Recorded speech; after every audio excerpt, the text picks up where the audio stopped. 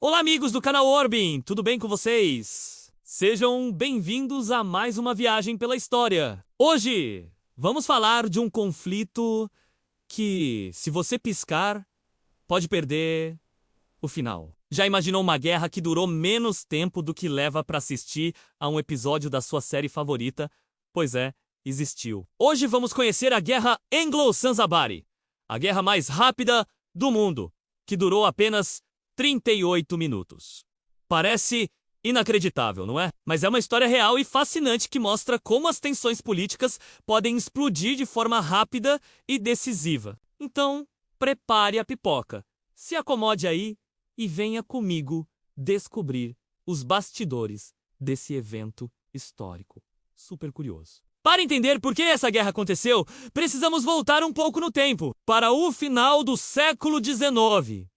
Nessa época, as grandes potências europeias estavam numa corrida frenética para colonizar a África, um período que ficou conhecido como a Partilha da África. O Império Britânico, com sua poderosa marinha e vastos recursos, era um dos principais jogadores nesse tabuleiro geopolítico. E um dos seus pontos de interesse era a costa leste africana, especialmente o Sultanato de Zanzibar. Zanzibar, um arquipélago hoje parte da Tanzânia, era um importante centro comercial de especiarias, como o cravo, e infelizmente também um centro do comércio de escravos. Por causa de sua localização estratégica no Oceano Índico, os britânicos tinham um grande interesse em controlar a região para proteger suas rotas comerciais para a Índia e expandir sua influência. Em 1890, a Grã-Bretanha e a Alemanha assinaram um tratado, o Tratado de Heligoland-Zanzibar.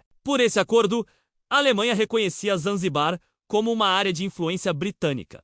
Em troca, a Grã-Bretanha cedia à Alemanha uma pequena ilha estratégica no Mar do Norte.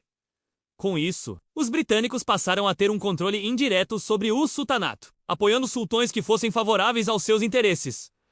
Basicamente, Zanzibar era um protetorado britânico. O sultão ainda estava no poder, mas tinha que seguir as sugestões dos britânicos, principalmente em relação à abolição da escravatura, algo que o Império Britânico pressionava fortemente. Tudo estava relativamente calmo sob o comando do sultão Hamad bin Tuaini, que era bastante pro-britânico e colaborava com o governo de Londres. Ele governou por alguns anos, mantendo a paz e a estabilidade que os britânicos tanto queriam. O problema, meus amigos, começou quando ele morreu repentinamente no dia 25 de agosto de 1896. Muitos historiadores suspeitam que ele foi envenenado por seu primo, Khalid bin Bargash.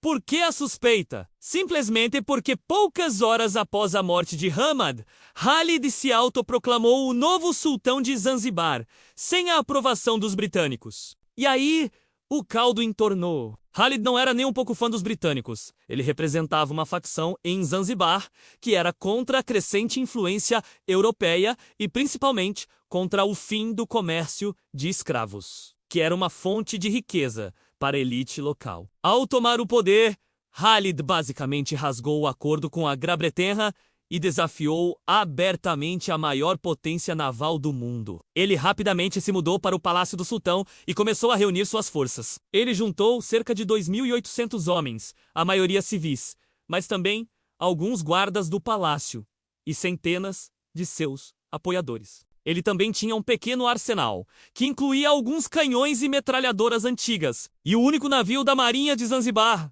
o HHS Glasgow, um iate armado que havia sido um presente da Rainha Vitória ao antigo sultão. Khalid acreditava que os britânicos não se atreveriam a atirar. Foi um erro de cálculo monumental.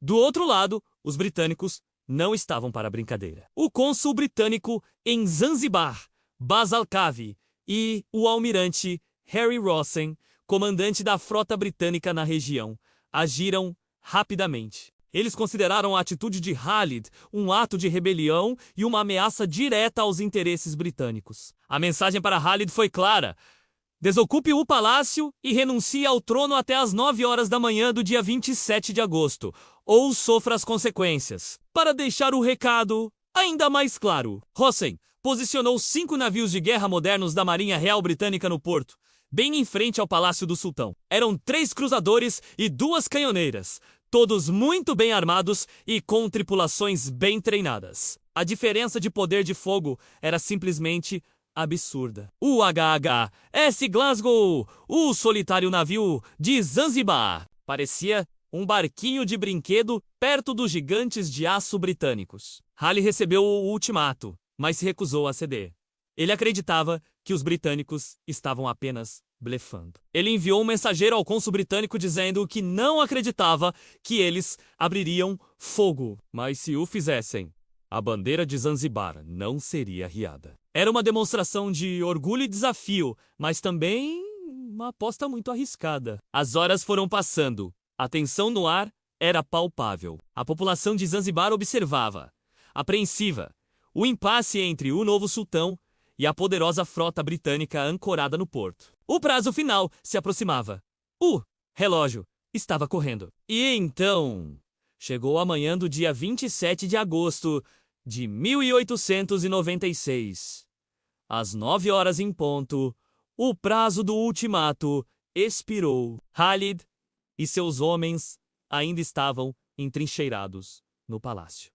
Desafiadores. 2 minutos depois, às 9h02, o almirante Hossein deu a ordem: abram fogo. Imediatamente, os navios britânicos iniciaram um bombardeio devastador contra o palácio. Os canhões modernos fizeram o trabalho rapidamente. As paredes do palácio de madeira começaram a desmoronar sob o impacto dos projéteis. A artilharia de Khalid tentou responder, mas era inútil. Seus canhões antigos não conseguiam nem alcançar os navios britânicos com eficácia. O HHS Glasgow, o orgulho da Marinha de Zanzibar, tentou enfrentar os cruzadores britânicos. Foi um ato de bravura, mas completamente suicida. Em questão de minutos, ele foi atingido várias vezes e afundou no porto. O bombardeio ao palácio continuou implacável. Incêndios começaram a se espalhar, a estrutura de madeira foi reduzida a escombros e a bandeira do sultão, que ele prometeu que não seria arriada, foi derrubada junto com o mastro. O caos se instalou entre as forças de Zanzibar. Vendo que a resistência era inútil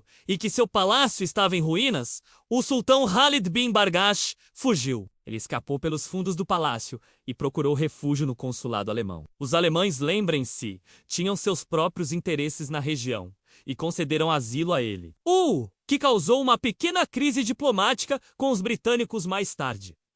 Às 9h40 da manhã, o bombardeio cessou. A fumaça ainda subia das ruínas do palácio.